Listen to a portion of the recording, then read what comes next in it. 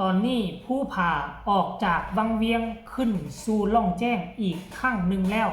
การเดินทางของผู้ผ่าแต่ละครั้งกลัวจะได้เงินซื้อปีรถบ่ธรรมดาแต่โชคดีมี FC แฟนคลับซัพพอร์ตอยู่ห่างๆว่าซั่นเด้สบายดี FC แฟนคลับทุกทานพาทุกทานไปติดตามกันเคลื่อนไหวของผู้ผ่ากันแล้วกันเด้อคลิปนี้นะห่างหายไปกันหมดมือเลยมื้อนี้ท่านผู้ชมกลัวจะได้มาเฮ็ดคลิปเฮ็ดข่าวก็บ่แม่นธรรมดา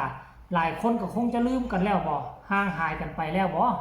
บางคนก็ได้เนาะคลิปนี้ก็มาพบมาพ้อกันช่วงฝนตกหนักบางกี้นี่พายุเข้าลมแห้งหลังคาเกือบเปิดเสียงฟ้าห้องเสียงฝนตกดังสนั่นวันไหวเม็ดได้ซัมนิโป้พุ่นน่ะบ่ได้เม็ดบักเฮ็ดเด้อเม็ดฝนลงเข้ามาปกเป๊กปกเป๊กท่านผู้ชมเอ้ยได้ยินข่าวๆว่าทั้งอุดรหนองคายนี่ก็ซัดนะอุดรนี่ตกแต่เช้าพุ่นแล้วมันหากันมาฮอดทั้งเวียงจันทน์นี่ตอนแรงๆเลยทุกคนเลยตัวนี้นะ4 โมง 5 โมงแล้วหากันสิมาฮอดเวียงจันทน์ทักทายสบายดีกันช่วงตอนแรงมาเห็นข่าวเกี่ยวกับผู้ผ่าเด้อทุกคน FC แฟนคลับของผู้ผ่าบางคนบางท่านก็ที่ตามการเคลื่อนไหวเป็นห่วงเป็นใยของผู้ผ่าตลอดมาฮอดเวียงจันทน์นี่ก็ละหกละเหินอาจารย์ติ๊งลีมาเวียงจันทน์เพิ่นก็บ่มีโอกาสได้ไปหาเพิ่นเพราะว่าหยังบ่มีรถจักรที่จะขี่ไปแล้วก็บ่มีเงินจะจ้างรถเนาะช่วงอาจารย์ติ๊งลีมาผู้ผ่าเพิ่นก็ไปรับจ้างทางหญ้าสวนอนามัยหนองปูหนองปลาไปเป็นกรรมกรก่อสร้างหลังจากเฮ็ดอยู่เวียงจันทน์ได้2 มื้อก็คิดว่าเพิ่นจะไปอยู่วังเวียงสะดอกเห็นเพิ่นเดินทางไปอยู่วังเวียงอยู่ก็คิดว่าจะไปเฮ็ดกรรมกรอยู่พุ่นไปเฮ็ดได้ประมาณ2 มื้อนี่แหละ2 มื้อเท่านั้นเห็นเพิ่นไปแล้วเด้เดินทางไปที่ล่องแจ้งเป็นที่เงียบห้อยแล้วท่านผู้ชมเอ้ยเห็นผู้พาก็ขอบอกขอบใจคนหนึ่งที่เป็นพี่น้องชาวไทยน่าจะเป็นคนนั่นบ่ที่ว่าซัพพอร์ตเงินค่ารถค่าล่างให้เพิ่นเนาะค่อยก็บ่แน่ใจเพราะว่าขอเบอร์ติดต่อขอช่องทางติดต่อของผู้พาค่อยก็เฮ็ดคลิปลงไปแล้วแล้วก็เอาเบอร์ผู้พาให้แล้วก็บ่ฮู้ว่ามีคนติดต่อไปหาผู้ผ่าบ่โอนเงินให้สนับสนุนค่ารถค่าล่างเราหรือบ่อันนี้ค่อยบ่ฮู้เด้อคันผู้ใดโอนช่วยเหลือผู้ผ่ากันทักมาใต้คอมเมนต์คลิปนี้ได้ท่านผู้ชมเนาะชีวิตผู้ผ่านี่เบิ่งจังนึงกับเบิ่งแบบนึงก็เป็นตาอีดูสงสารเบิ่งแบบนึงก็คือว่าแหละเนาะจักเป็นชีวิตของเพิ่นมันเป็นกับตัวบุคคลนั่นแหละท่านผู้ชมคันตาตัวบุคคลมีความมุ่งมั่นตั้งใจนะตั้งใจเฮ็ดเรียกเฮ็ดว่าเป็นจริงเป็นจัง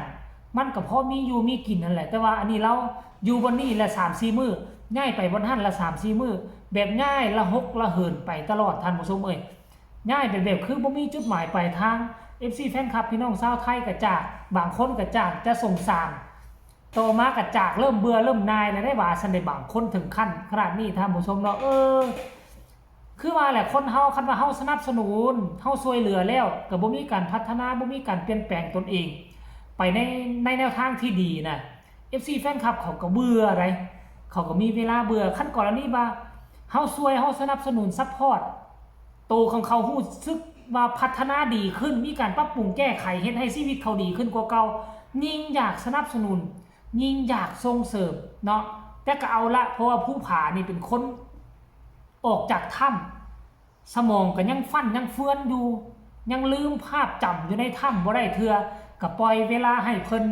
ปรับปรุงแก้ไขสมองของเพิ่นก่อนท่านผู้ชมเนาะเบิ่งรอท่าอีกจักระยะนึงคันว่าหลายเดือนหลายปีผ่านไปยังเป็นคือเก่าก็น่าจะเป็นน้ำโตของบุคคลล่ะท่านผู้ชมเนาะ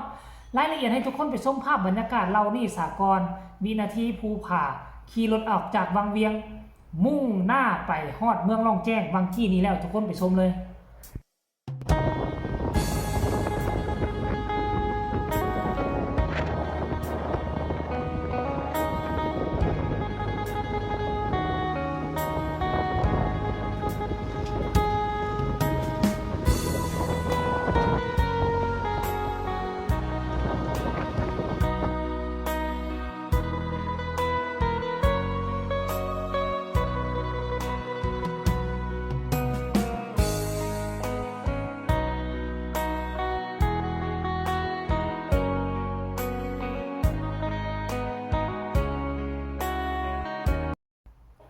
นี่นะพอแม่ FC แฟนคลับ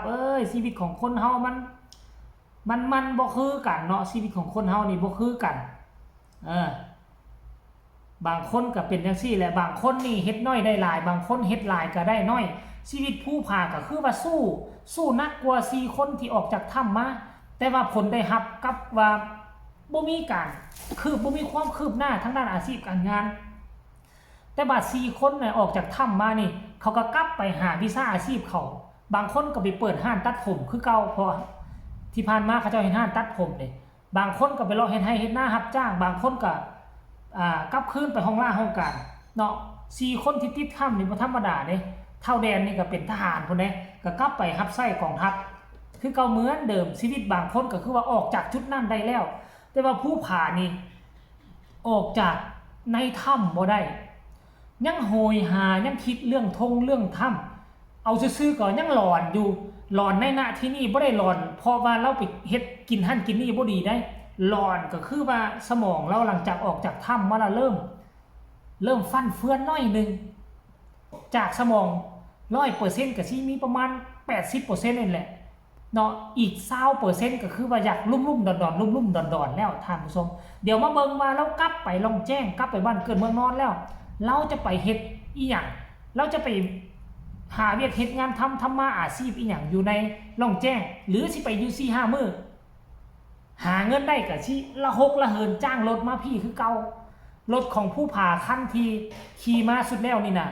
มาพังอยู่กลางทางแล้วก็เอาไปซ่อมแปลงน่าจะขายแล้วล่ะเพราะว่าบ่เห็นเพิ่นขี่รถเมื่อเด้เพิ่นกลับบ้านครั้งนี้ก็คือเพิ่นนั่งรถทัวร์ไปเด้เพิ่นนั่งรถทัวร์เมื่อใดทุกคนเอ้ยนั่งรถเมล์ประมาณ25บ่นั่งนี่แหละเมื่อน่ะเอ้า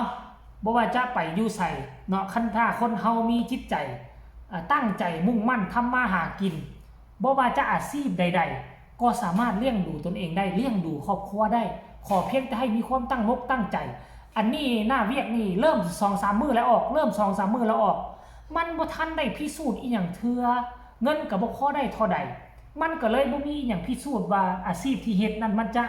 สามารถเลี้ยงดูครอบครัวได้บ่เฮาต้องอดทนสู้กับมันครึ่งปีนึงพุ่นเฮาจึงจะฮู้ว่าหน้าเวียกที่เฮาเฮ็ดนั้นมันสามารถเลี้ยงดูเฮากลุ่มบ่เนาะอันนี้ก็เอามาฝากเอามาต้อน FC แฟนคลับพ่อแม่ผู้ที่คอยเบิ่งการเคลื่อนไหวของผู้ผ่าเพียงแต่ซ้ำนี้ก็แล้วกันเด้อทุกคนเนาะก็ฝากทุกคนกดไลค์กดแชร์กดติดตามเนาะในคลิปนี้ด้วยท่านผู้ชมแล้วก็ที่สำคัญก็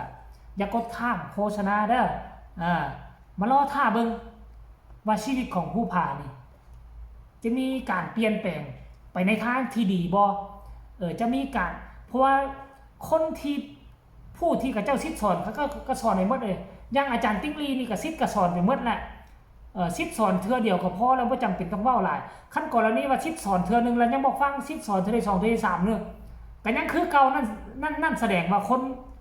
นนั่นนี่บ่เป็นตาที่จะสนับสนุนส่งเสริมต่อไปแล้วเฮาก็มาเบิ่งการเปลี่ยนแปลงในอนาคตอันใกล้นี้ว่าผู้ผ่าจะพอหาเงินหาคำไปทำพาสปอร์ตได้บ่จะมีอาชีพเป็นหลักเป็นแรงบ่เนาะจะหยุดเศร้ารอลองบ่เดี๋ยวมาลุ้นกันในอนาคตอันใกล้สำหรับคลิปนี้ลาท่านผู้ชมไปก่อนสบายดี